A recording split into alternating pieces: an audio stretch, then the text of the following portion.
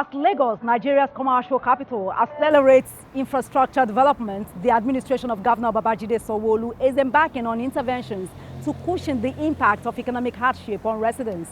While intensifying provision of incentives and palliatives for residents, Governor Sanwo-Olu is working hard to ensure successful delivery of the Lagos Red Line Rail projects. Welcome to another episode of Inside Lagos. I'm Adedoja. Salam Adeniyi. Ẹni tí ò dé kò yìn ẹkù kan. Àwa ni center of excellence. Ẹni ò dé kò yìn ẹkù kan. Àwa ni center of excellence. Mo ní pé bó o bá dé kò yìn ẹkù kan. Àwa ni center of excellence. Àwọn òyìnbó débẹ̀ wọ́n rí tá a jẹ́ ṣe. Àwa ni center of excellence. Haúsá débẹ̀ wọ́n rí tá a jẹ́ ṣe. Àwa ni center of excellence. Àwọn Ìgbò débẹ̀ wọ́n rí tá a jẹ́ ṣe. Àwa ni center of excellence. Gbogbo Yorùbá débẹ̀ wọ́n rí tí wọ́n mú lọ. Àwa ni center of excellence. Ẹni òde kò yìn ẹkù kan. Èkó ò ní bàjẹ́ lórí àwa. Àwa ni center of excellence. Ọ̀pọ̀ ò bá dé kò yìn ẹkù.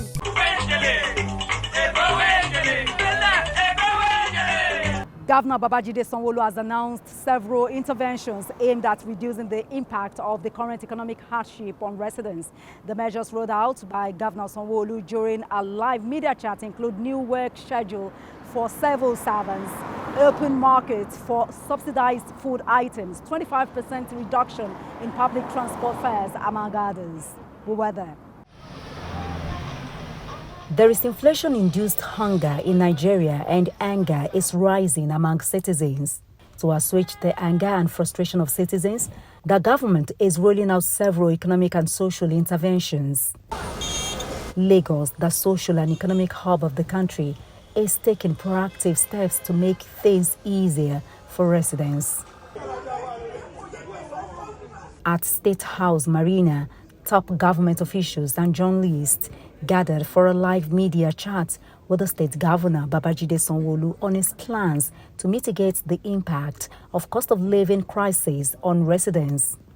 The array of stakeholders who gathered here to hear the governor attested to the urgency of the matter.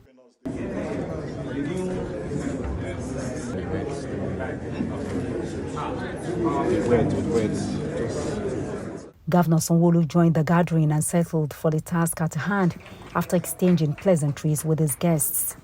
Welcome to Sanwo-Olu Speaks. It was a no-holds-barred media chat anchored by veteran media professionals, including Babajide Kolade Otitoju of TVC Communications. And I would like to start by asking you to do. As the interaction progressed, Governor Sanwo-Olu announced various interventions aimed at reducing the effects of the economic hardship on residents. The first of the measures rolled out by the governor is a new work schedule for civil servants in the state. Because what is the essence of governance? Provide security, make life better for its citizens, and give them, a sense of belief and hope. We actually even want to start with our own public servants and to say that given the challenge that we see now, can we even be creative and have a flexible working hour? We're working out a plan where civil servants from level 0, from 1 to 14, will come to the office maximum 3 times a week, right? Not that any form of government will be shut down. It will be all calendarized and it will be on schedule. Levels 15 to 17 will miss work a day. What are we seeking to achieve? We're seeking to achieve a process where people will even slow down, right? Try and let's know that the pressure, right, we can reduce it, from the work environment that we find ourselves. We don't want a charged, public workforce. We don't want, an aggravated public workforce. Let them be able to see reasons and work remotely. We have a lot of, online, capabilities now that can also, you can send some of the response to some of the work you are doing for you, or can do it. And Lagos State has, such resources. So the first thing is to look at ourselves and be the first change, that we want. So we will be reducing the number of days that they'll come. You don't have to put pressure on the road. You don't have to be on the road for 3 hours trying to say you are trying to get home at night. So you can plan better. You also can reduce, your economic pressure. We have in the fleet of the public service over 120, buses, but it's not enough, right? So reduce it. Let's plan out our time. Services will not be disrupted. Services will not be reduced, to our citizens. You want something for government, there will still be somebody that will do it for you. Two other arms of government that are already doing this. In the health sector, they always have a calendarization. They always have, days off and rest. So they will continue in that line. That will be the first baseline, for us to be able to reduce the pressure and the tension that we have amongst ourselves.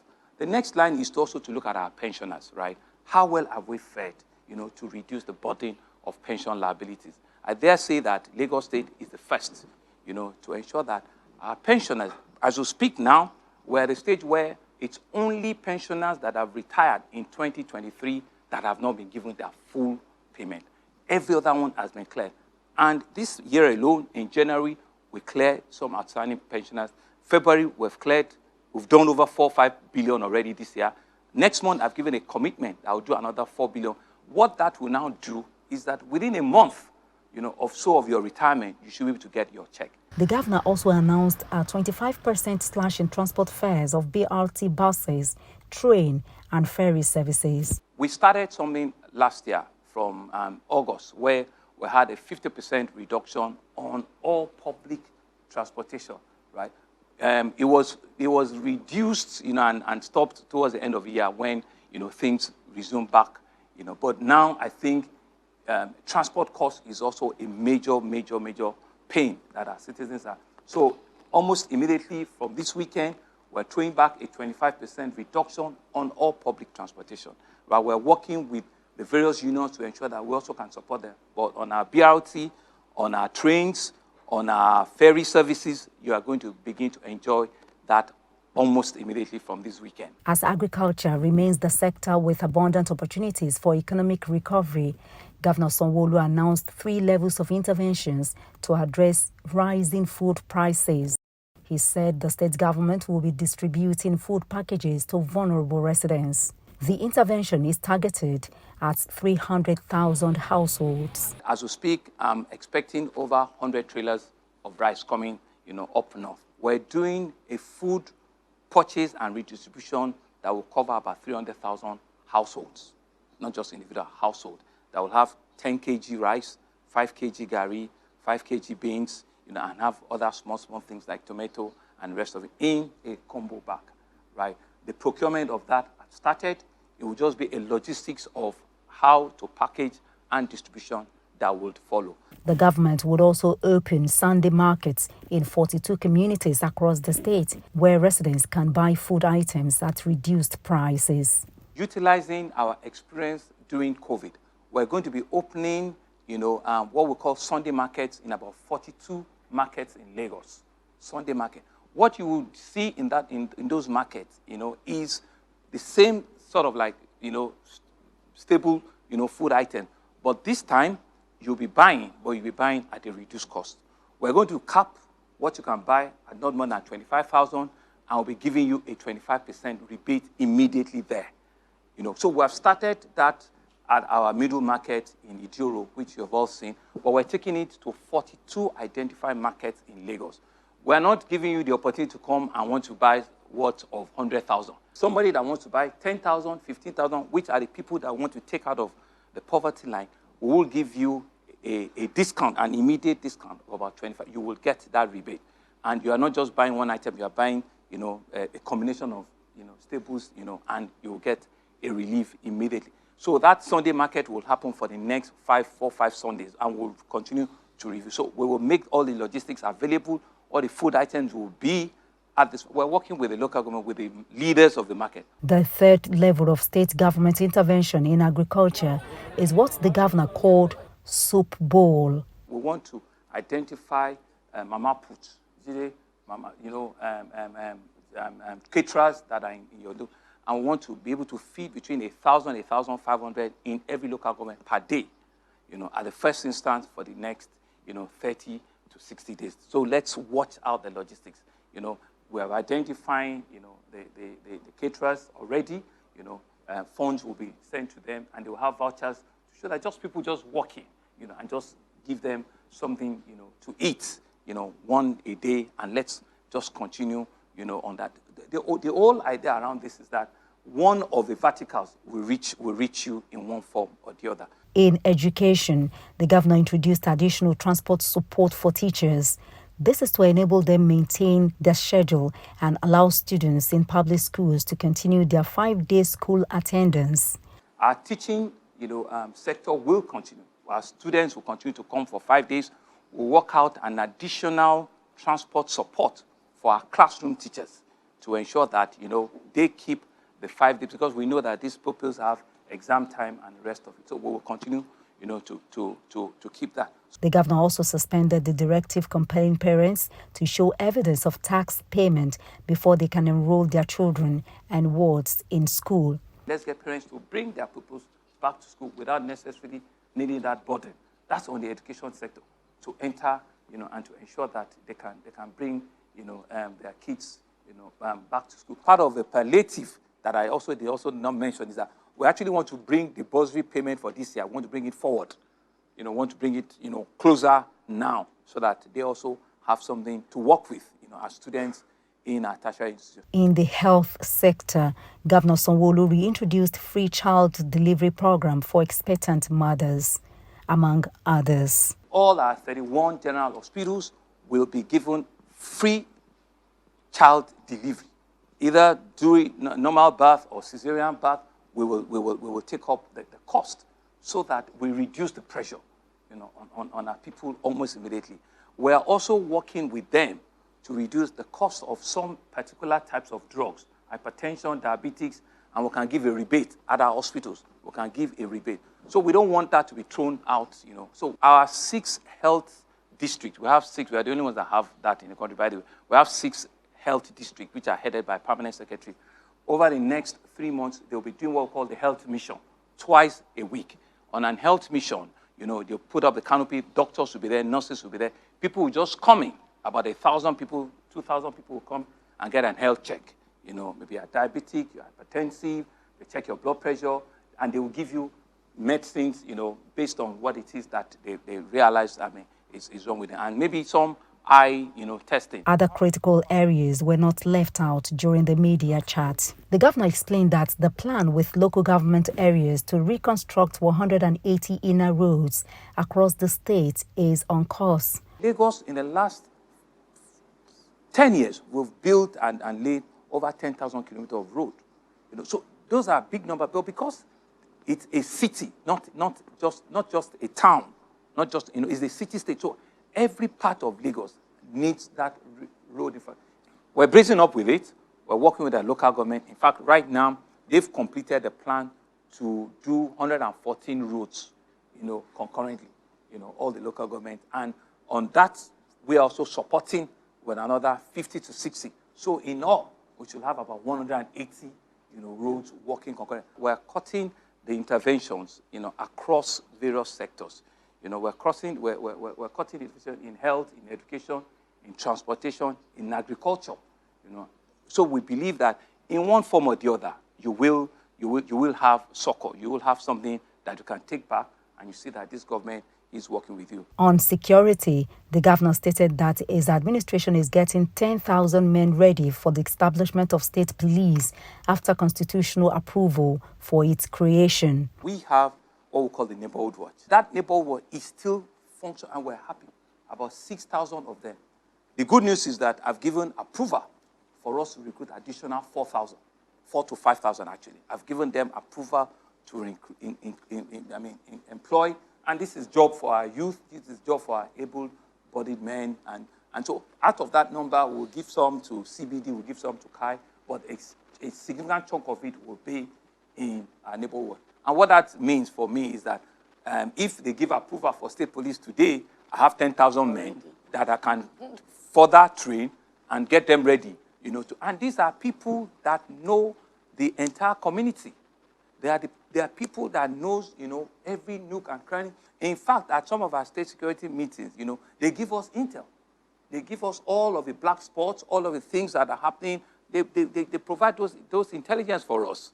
But it's just that they don't have, the constitutional means to act. But they can give us, what is happening in all communities and regular police now. So you can imagine if that is now turned around to be a proper law enforcement, with all of the apparatus of state organ, they will hit the ground running.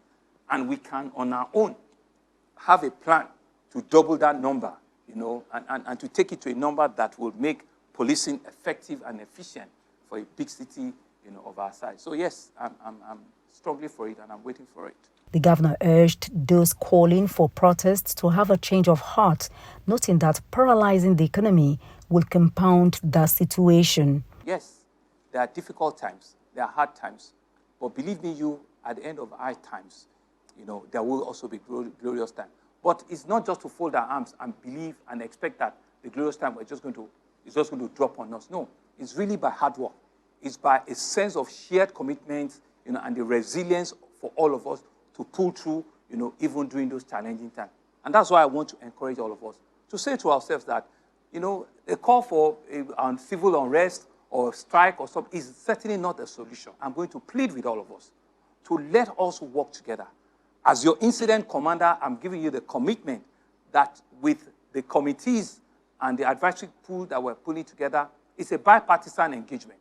We want everybody that have an idea to come and sit with us, tell us straight that this and this is not working. Do it this way. Let us share in the ideas that can ensure that we take ourselves collectively out of, the challenges that we find ourselves. And to also say that these challenges are not peculiar to us. It's certainly not by the fact that we're from a black nation or something. No, it's a global thing. There's been disruption everywhere. But when we believe that, hard times is for hard people to move out, we will get out of this. And I want to say that for us as a government, we're committed. It's also to encourage our citizens. There's what we call, urban farming. At the small courtyard in your house, put tomato, put pepper. It doesn't take a lot. Even in your urban space, you can do a little thing. So it's really around, an end-to-end thought, at ensuring that let us eat what we grow, let us grow what we eat, and just take up this challenge. In Oworonshoki, and it says, about 7 years ago, the Lagos government embarked on an ambitious plan to transform the Oworonshoki waterfront into one of the biggest water transportation terminals, tourism and entertainment hubs in Nigeria. The project has since been abandoned, and the abandoned project has had a tremendous negative impact on the well-being and properties of people living in the Okoko. Sandfield waterfront is higher than the existing layout of the area, thereby causing excessive flooding of residential areas whenever it rains. And the mentioned areas greatly affected are Olabode Aluko Street, Francis Olatunji Street, Gerald Ayame Street, and Adebari Street, all in the Oworonshoki area. This is really what I want to get to achieve, an opportunity for our citizens to freely be able to, express themselves, engage us. It's a very valid question. Everybody sees, that there's a huge, sand feeling there. But I will ask, the Ministry of Environment to go and look at the streets that have been mentioned. We can reseed the thing or just do shoreline protection, for them so that they don't need to go through some of these challenges. But we know there are a few proposals we have on the table, but we're looking for the best, one that will meet, the needs of what we see there.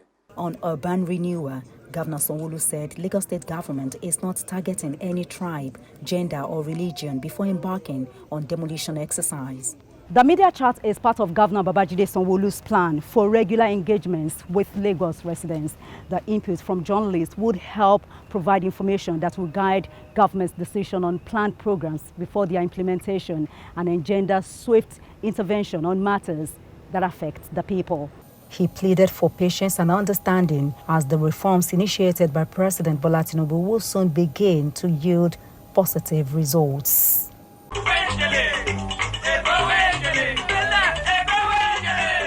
Meanwhile, on Sunday, 25th of February, Governor Sanwo-Olu announced the inauguration of the Lagos State Special Dispensation Palliative Advisory Committee, responsible for the welfare packages, dual wind feeding strategy, among other direct intervention initiatives. The committee, dedicated to transparency and merit, comprises members selected from major stakeholders groups across Lagos. They include Imam Abdulaziz Onike, Chief Missioner of NASFAT, Pastor Godman Akinlabi, Senior Pastor of Elevation Church, Mrs. Jo Keodumaki, among others. Governor Sanwo-Olu said these individuals will bring diverse expertise and their work will be guided by the principles of empathy and dignity as the state strive to make a significant impact in serving the people.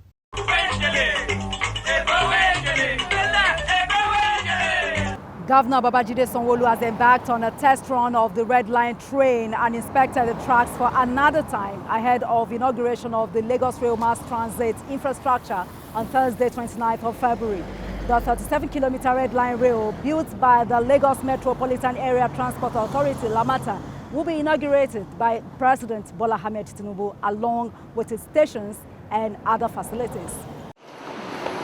The Lagos Red Line Rail traverses 7 stations from Oyingbo to Agbado, a boundary town in Ogun State. Governor Babajide Sanwo-Olu took journalists on a train ride from Ikeja Mega Station of the Red Line Rail to get the infrastructure ready for inauguration. The State Deputy Governor Obafemi Hamzat and members of the State Cabinet joined the governor on the train ride. The Red Line train, which left the station for the first time since it was delivered, moved from Ikeja Mega Station at 2:23 p.m. to Agbado Station. After 6 minutes journey, the governor and other passengers arrived at the Agege Station.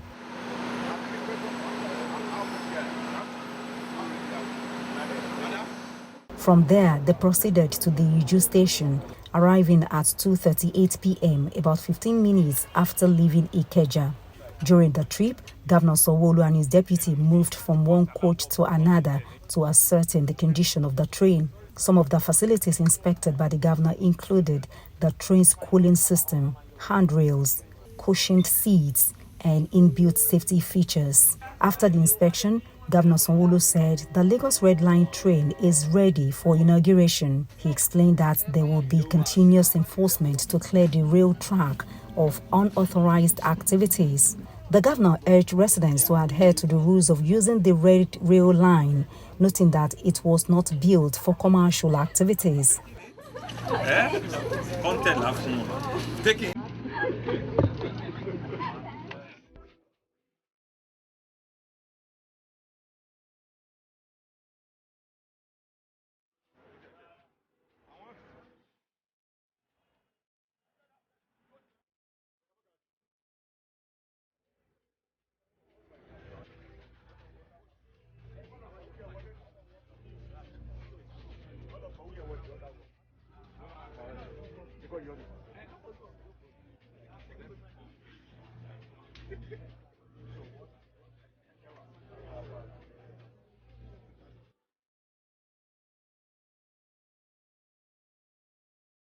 It's the challenge around pedestrian on the track and the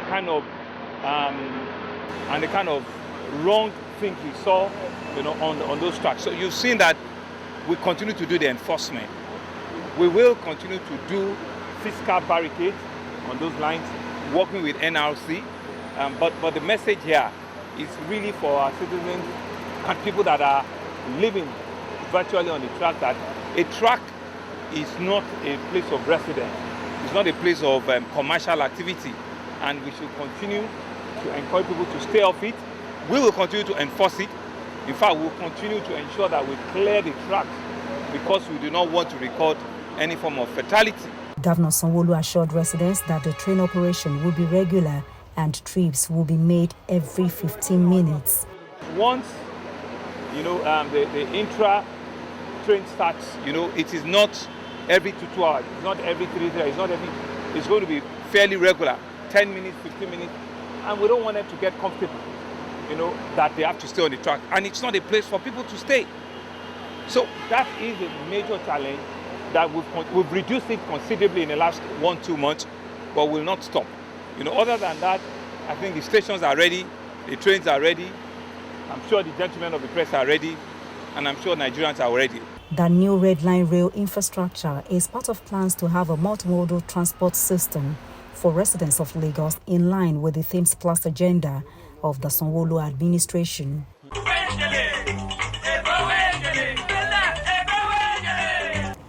As the administration continues to provide more interventions in Lagos, the state government appeals for more understanding and support to ensure a resounding success. And that does it on today's edition of Inside Lagos. Many thanks for being a part of it. I'm Adedoja. Salam Adeniyi.